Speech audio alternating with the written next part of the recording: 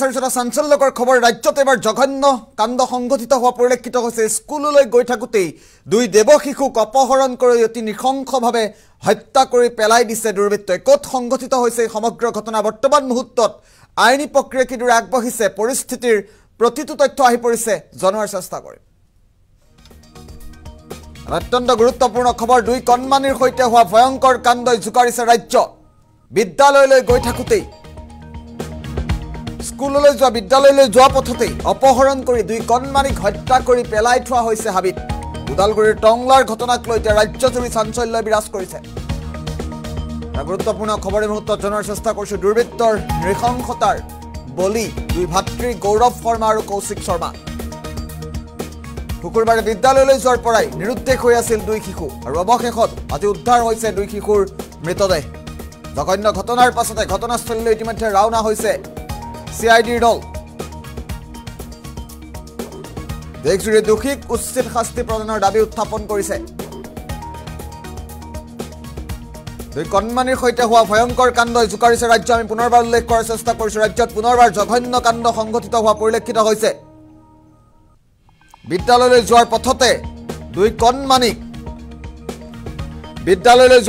দুই কণমানিক অতি নৃশংসভাৱে হত্যা কৰা হৈছে শুকুৰবাৰে বিদ্যালয়লৈ যোৱাৰ পৰাই নিৰুদ্দেশ হৈ আছিল দুই শিশু আমি ইতিমধ্যে উল্লেখ কৰিছো টংলাত সংঘটিত হৈছে এই সমগ্ৰ ঘটনা উদালগুৰি জিলাৰ টংলাত এই সমগ্ৰ কাণ্ড সংঘটিত হৈছে আৰু ৰাজ্যজুৰি দোষীক উচিত শাস্তি প্ৰদানৰ দাবী উত্থাপন হৈছে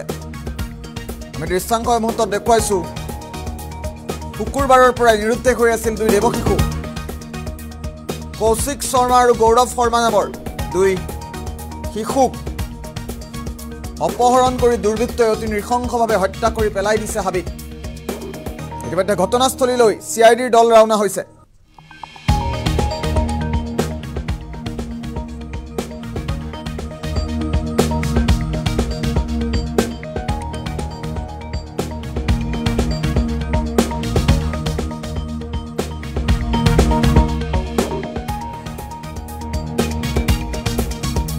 দৃশ্যাংশৰ মুহূৰ্তত দেখুৱাইছো টংলাত এই সমগ্ৰ ঘটনা সংঘটিত হৈছে উদালগুৰি জিলাৰ টংলাত এই সমগ্ৰ ঘটনা সংঘটিত হোৱা পৰিলক্ষিত হৈছে দুৰ্বৃত্তৰ নৃশংসতাৰ বলি দুই ভাতৃ গৌৰৱ শৰ্মা আৰু কৌশিক শৰ্মা মন্তব্য আহি পৰিছে এই সমগ্ৰ ঘটনা সন্দৰ্ভত আমি দৃশ্যাংশটো দেখুৱাই যাম সমান্তৰালভাৱে কিছু মন্তব্য শুনাম ইতিমধ্যে ঘটনাস্থলীলৈ CIDৰ দল ৰাওনা হৈছে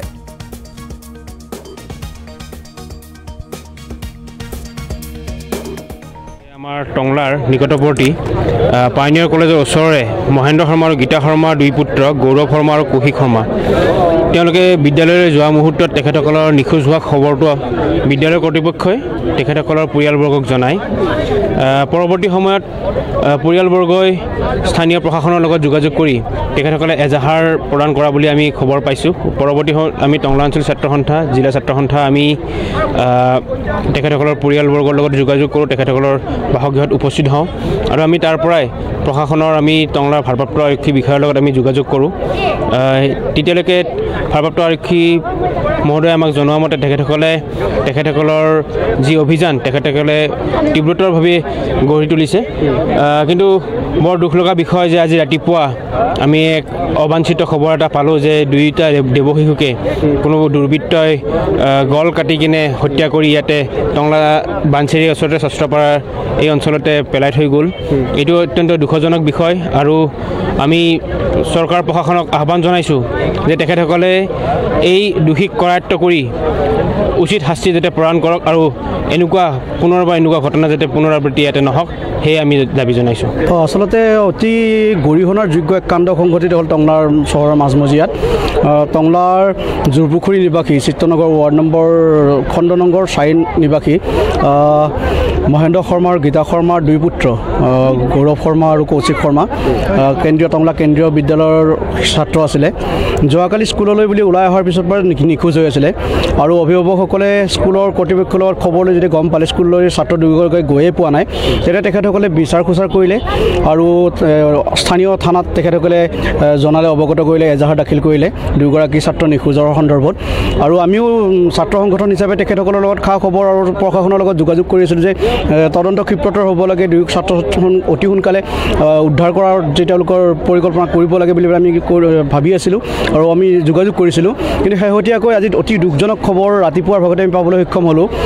টংলাৰ বানখেৰীয়াৰ নিকটৱৰ্তী ষষ্ঠপাৰাৰ নায়িকা নদীৰ সমীপত জংঘলৰ মাজত দুয়োগৰাকী ছাত্ৰ ছাত্ৰী ডিঙি কটা অৱস্থাত উদ্ধাৰ হ'ল তেওঁলোকে নিথৰ দেহ